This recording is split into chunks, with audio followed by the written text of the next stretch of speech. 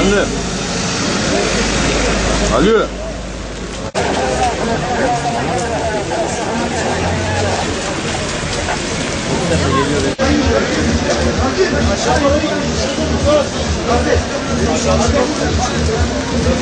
Gel böyle, gel böyle.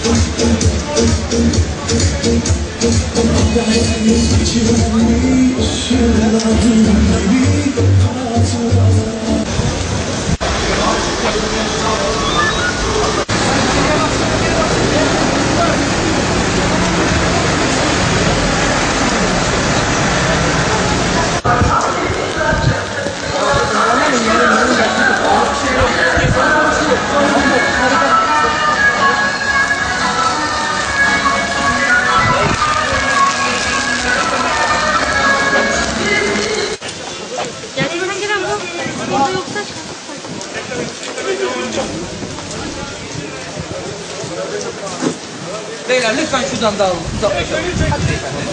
Lütfen. Tam şurada. Yok sonra. Aynen.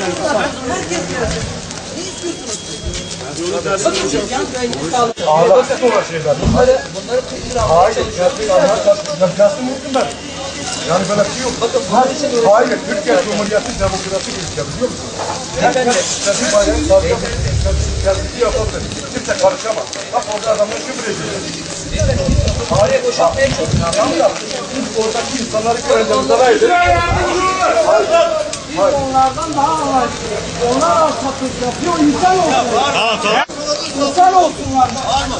Bak biri kendini kontrol edeceksin ben. Bak. Arı karakol. Neyi bekliyorsunuz? İnan getirin. Hadi be, neyi bekliyorsunuz? Bu sefer bir şey değişmiyor.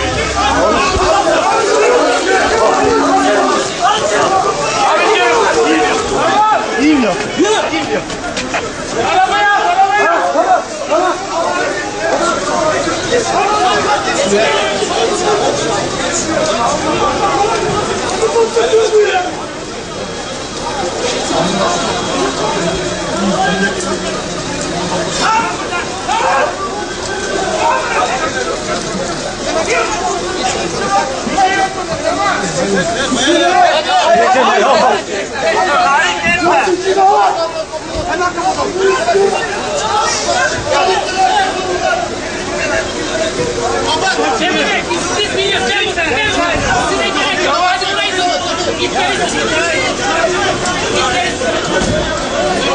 Tamam mı?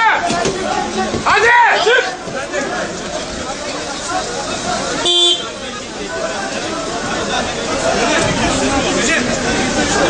Yürü! Yürü! Bir de çık.